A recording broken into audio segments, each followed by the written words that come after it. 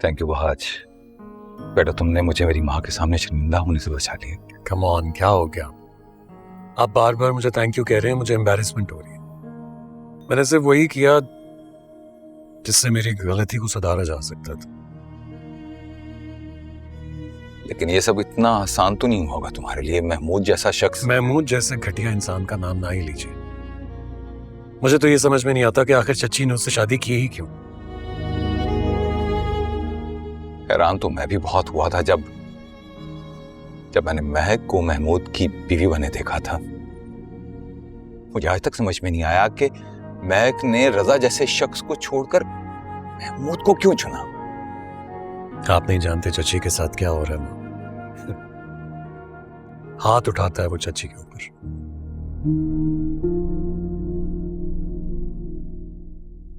उनका हाथ भी जख्मी था, काफी सहमी हुई थी। लेकिन पता नहीं, एक बात सोच रहा हूं मैं कब से। क्या? वो ये कि महमूद का इतना बुरा रवैया होने के बावजूद चच्ची इतनी देर वहां महमूद के साथ वरीशा को लेकर क्यों बैठी रही। पता नहीं, ऐसा लग रहा है कि जैसे कुछ छुपा रहे हैं ये लोग हमसे। कुछ है जो हमें बता नहीं रहे। वहां जब किसी वहम को अपने दिल में मत पालो बेटा। अब तो तुमने खुद अपनी आंखों से देखा है कि महमूद महक के साथ क्या सलूक कर रहा है। चलो ये भी अच्छा है कि वो वरीशा को वहां से निकालना चाह रही है। और अगर देखा जाए तो इस उम्र में शौहर का घर छोड़ना इतना आसान नहीं होता। अपने दिल में किसी वहम को जगह मत दो। अब हमें वरीशा का ख्याल रखना। वो तुम्हारे मरहूम चचा की बेटी है, उसकी इज्जत हमारी इज्जत, बल्कि अब तुम्हारी इज्जत है बेटा।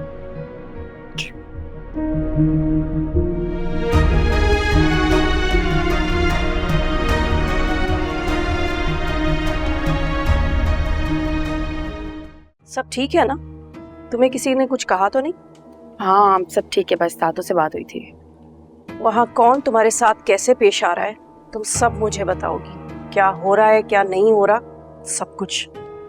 सब ठीक है मम्मा, लेकिन वो शिफारिया में बात करती हूँ। वरीशा जी, हम सब घर जा रहे हैं, तुम्हें बड़े बाबा बुला रहे हैं। ओके चलो।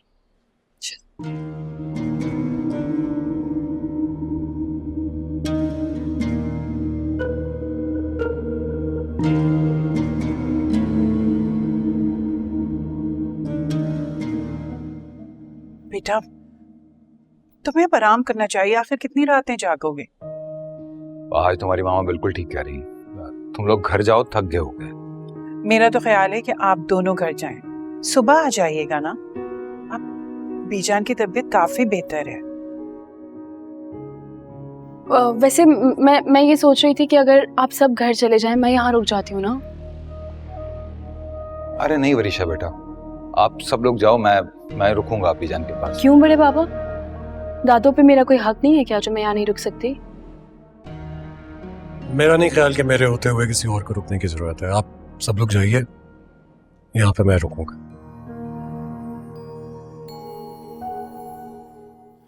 ठीक है, हम सब लोग जाते हैं। जी।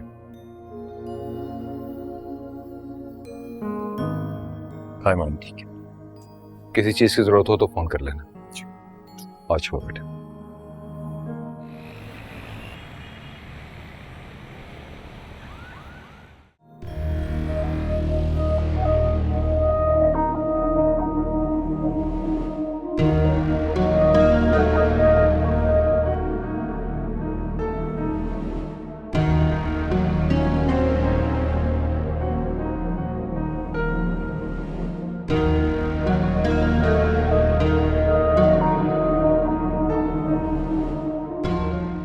अरे भाई तुम दोनों तो ऐसे खामोश बैठी हो जैसे एक दूसरे को जानती ही नहीं, और बचपन में एक दूसरे के बगैर गुजारा ही नहीं था। ठीक कह रहे हैं आप। बचपन में तो जब ये खेलने में मशगूल होती थी ना, तो फिर खाने की फिक्र ही नहीं होती थी लोगों को। बड़े बाबा मैं सोच रही हूँ कि मैं वरीशा को अपने साथ घर ले जाऊँ। हम इतने सालों बाद मिले हैं, एक दूसरे को जानने का मौका भी मिल जाएगा। क्यों वरीशा? वैसे बात तो सही है। वैसे भी हमारे साथ जाएगी तो बोर होगी। हाँ वरीशा, चली जाओ ना।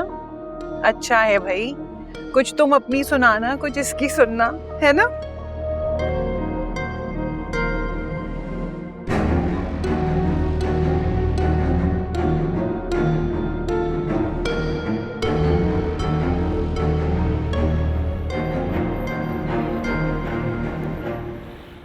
बस बेटा, अब तुमने इस घर को भी अपना घर समझना है। बहुत ही ज्यादा प्यारा घर है। किसने सजाया? इसका क्रेडिट शिफा को जाता है। ये तुम्हें जो भी कुछ नजर आ रहा है ना, ये सब कुछ मेरी बेटी शिफा ने किया है। वाह शिफा, अमेजिंग। Thank you. अच्छा तुम लोग बैठो, मैं खाना लगवाती हूँ ना, भूख लग रही होगी। हाँ मामा, मेरे लिए प्लीज कॉफी। वरीशा तुम पियोगे कॉफी? नहीं मैं कॉफी नहीं पीऊंगी, थैंक यू। मुझे बस पानी दे दीजिएगा। मैं पानी भी भिजवाती हूँ, लेकिन कॉफी नहीं पीनी है अभी, खाने के बाद। ओके। सलमा, आओ मैं तुम्हें रूम दिखाऊं। Let's go.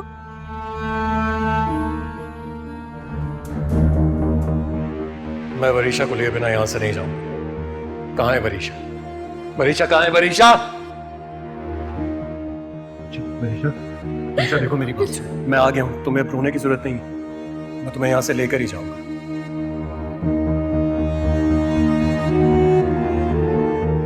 तुम आए थे ना हमारे घर,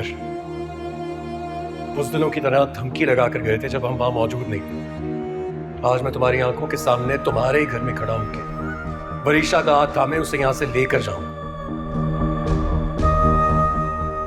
रोक सकते हो तो रोक। चलो वरीशा।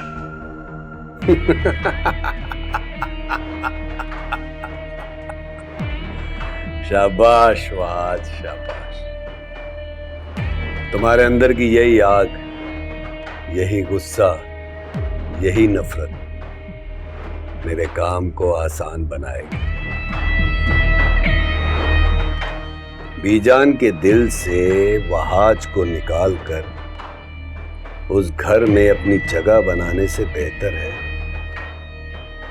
क्यों ना वहाज के दिल से शिफा को निकालकर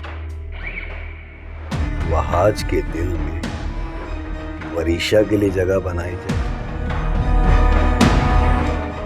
जब बादशाह को गुलाम बनाया जा सकता है तो वजीर की चाकरी करने की क्या जरूरत है?